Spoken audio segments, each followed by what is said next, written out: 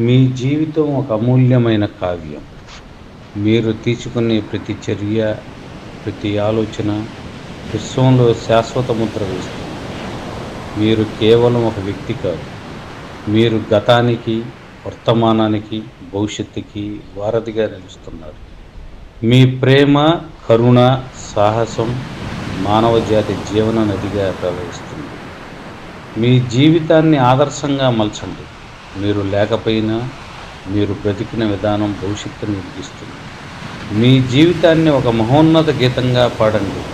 దాని ప్రతిధ్వని యుగ యుగాలకి వినపడబోతుంది.